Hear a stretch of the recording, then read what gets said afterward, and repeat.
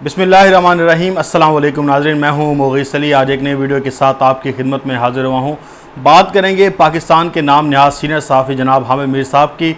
हामिद मीर साहब ने उन लोगों के बारे में कहा है कि जो लोग गलत बात करते हैं या झूठ बोलते हैं, उनके माँ बाप की तरबियत में कमी है और उनके घर में जो तरबियत है उनकी सही तरह से नहीं होती, इसलिए वो ये इस तरह के काम करते हैं। लेकिन हमने देखा है कि अगर झूठ की बात की जाए तो फिर हामिद मीर साहब के जो झूठ हैं वो ना जाने अगर गिनने में आए तो वो लिखने में भी आएँ और गिनने में भी आएँ और कहने में भी आएँ तो कम पड़ जाते हैं। क्योंकि हमने देखा है कि जब जब शरीफ ख़ानदान और जरदारी ख़ानदान जो उनका है, उनको बचाने के लिए, उस पूरे कुंबे को बचाने के लिए ना जाने कितने कॉलम्स में, ना जाने कितने टॉक शोज़ में और सोशल मीडिया पर झूठ बोले गए हैं और उनको दोबारा इक़्तिदार में लाने के लिए नई नई कहानियाँ घड़ी जाती थी और वो सबके सामने बताया जाता था। आपके सामने आपको याद होगा कि जब मौलाना फजल रहमान का धरना था तो तब हामिद मीर साहब अपनी खाकी वर्दी पहनकर उनके धरने में भी शरीक होते थे और अब वो कहते थे कि जो मौलाना फजल रहमान है उन्होंने इमरान खान साहब के इस्तीफ़े के साथ 2 इस्तीफ़ों और का भी मुतालबा किया है और वो इस्तीफ़े लेकर जाएंगे और पता नहीं कितने लोगों के इस्तीफ़े दिलवाने की बात होती थी। लेकिन अब जब बात की जाए झूठ की, मुनाफिकत की और इस तरह की प्रोपेगेंडे की, तो फिर हामिद मीर साहब को चाहिए कि वो लोग कहते हैं कि ये सख्त बात है, लेकिन मेरे ख्याल से ये सख्त बात नहीं है। अगर आप भी झूठ बोल रहे हैं तो फिर आपकी भी तरबियत में कमी हो गई है और लगता ऐसे है कि आप भी की तरबियत सही तरीके से नहीं हुई। हालांकि ये बात बहुत सख्त है, लेकिन अगर आप ऐसे सोशल मीडिया पर बयानात देंगे तो फिर आपको भी वैसे ही जवाब मिलेगा जैसे लोग देते हैं। हमने अक्सर देखा है कि बहुत से लोग होते हैं वो बातें भूल जाते हैं और इनके कॉलम्स पढ़कर इनको इग्नोर कर दिया जाता है, लेकिन एक ख़ास किस्म का माइंड सेट होता है जिनकी आपने देखा होगा कि ग्रूमिंग हो रही होती है, उनका एक नैरेटिव बन रहा होता है और फिर वो इन्हीं के टॉक शो सुनकर, इन्हीं की बातें सुनकर फिर अपना नैरेटिव बनाते हैं। हमने अक्सर देखा है कि हामिद मीर साहब ऐसे ही चुपके से बात कर जाते हैं। वो कहते हैं कि मुझे उस शख्स ने कहा, लेकिन मैं नाम लेना पसंद नहीं करूँगा।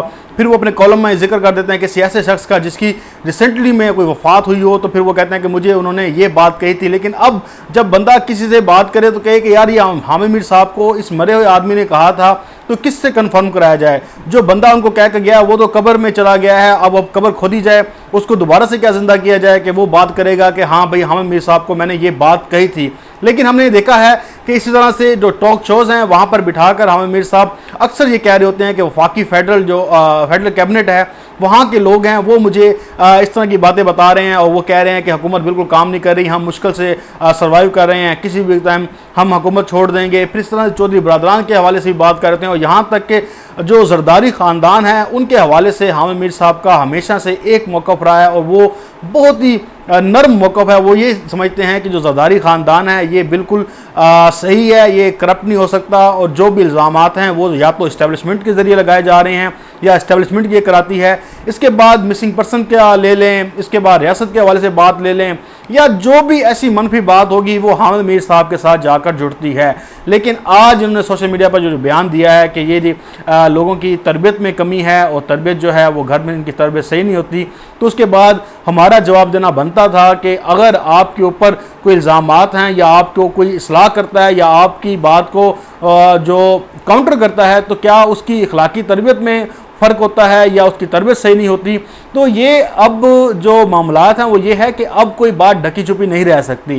क्यों? क्योंकि सोशल मीडिया है, यहाँ पर आप सवाल करेंगे तो फिर 10 सवाल आपसे भी होंगे। वो किसी ने सही कहा कि अगर आप एक उंगली किसी की तरफ उठाते हैं तो 4 उंगलियाँ वो आपकी जानब भी उठती हैं। इस तरह से हामिद मीर साहब अगर किसी के ऊपर इल्ज़ाम लगाते हैं या किसी के ऊपर बात करते हैं या किसी को तनकीद का निशाना बनाते हैं तो फिर हम देखते हैं कि सोशल मीडिया पर हर जगह पर जहाँ भी जो भी प्लेटफॉर्म मिलता है वहाँ पर लोग हैं वो उनसे जवाब तलबी करते हैं, उनसे पूछते हैं। क्योंकि पहले ये होता था कि ये जो चीज़ थी वो लिख देते थे, उसके बाद कोई शख्स भी इनको पूछता नहीं था।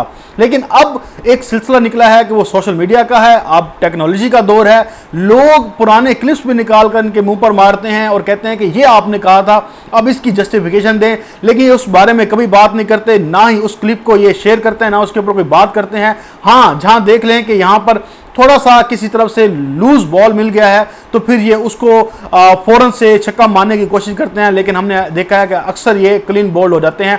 फेक न्यूज़ के हवाले से भी इन्होंने 2-3 वीडियो शेयर की थी।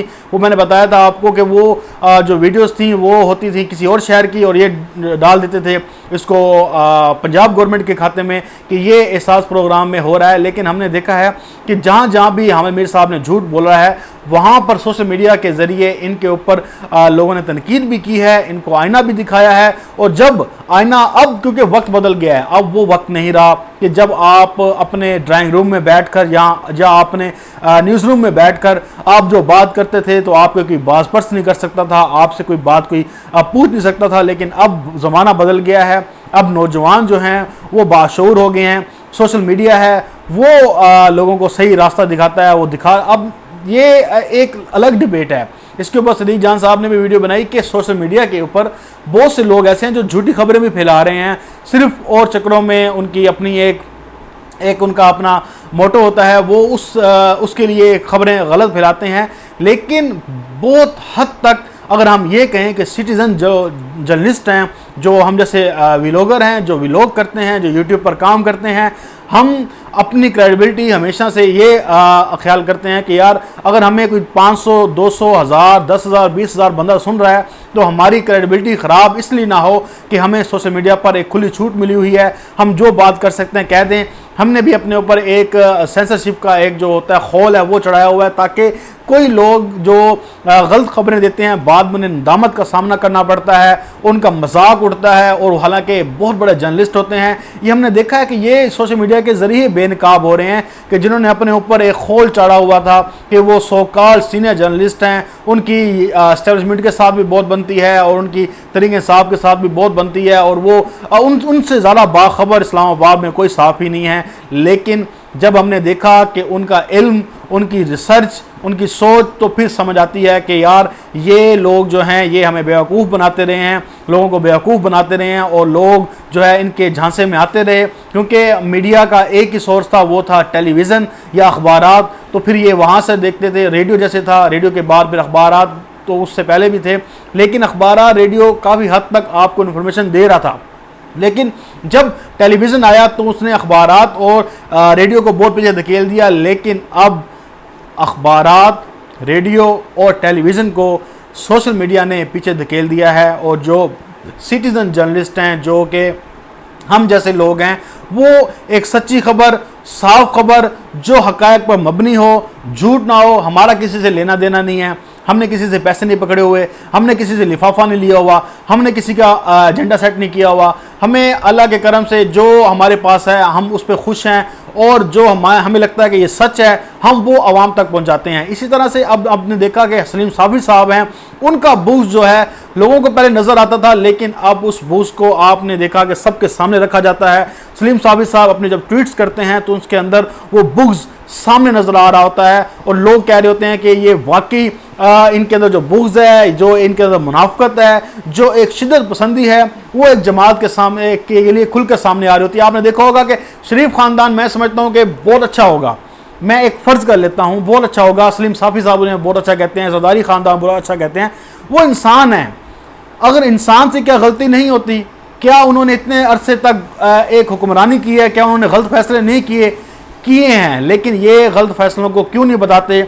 इसकी वजह क्या है? आपने देखा कि सिंध गवर्नमेंट ने ऐसी की तैसी फेर दी मुल्क की इस कोरोना की वबा के दौरान।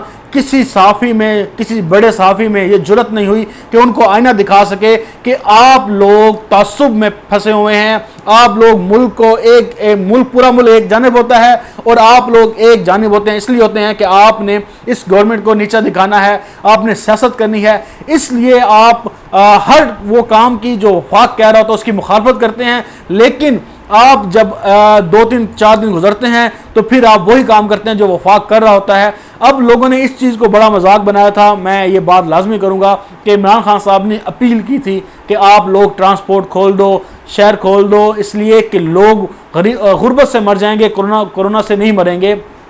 तो सिंध गवर्नमेंट का एक मौक़िफ़ सामने आया, वो कहे कि ये तो मुल्क को तबाह करने के चक्करों में है। इमरान खान साहब और उसके बाद जो सोशल मीडिया पर एक लोगों ने बहुत बड़ी ठट्टे मजाके उड़ाई कि इमरान खान साहब किससे अपील कर रहे हैं, ये प्राइम मिनिस्टर है, ये तो हुक्म दे सकता है। लेकिन इन बलूंगड़ों को, इन चप्पड़ कनातियों को ये समझ नहीं आती कि 18वीं तरमीम के बाद जो राइट्स हैं वो सूबों के तरफ मुंतकिल हो गए हैं, और ये वो वज़ीर-ए-आज़म है जो इलेक्टेड वज़ीर-ए-आज़म है, जो लोगों को अपील कर रहा है एक जमहूरी अंदाज में। वो कोई कोई अपने हाथ में डंडा नहीं लिया हुआ, वो अपील कर रहा है कि आप देखें, आपके पास एक राइट है, आप उसको इस्तेमाल करें। हमें लगता है कि ट्रांसपोर्ट खोल देनी चाहिए। तो ये जब एक बात की गई तो लोगों ने मजाक उड़ाना शुरू कर दिया कि ये न जाने इमरान खान साहब सिलेक्ट हैं और पता नहीं किससे अपील कर रहे हैं। लेकिन इस तरह की सतही बातें होंगी तो बताएं कि फिर नौजवानों को जवाब तो देना पड़ेगा, जो लोग ये नहीं समझ सकते कि वो बंदा किससे अपील कर रहा है, क्यों कर रहा है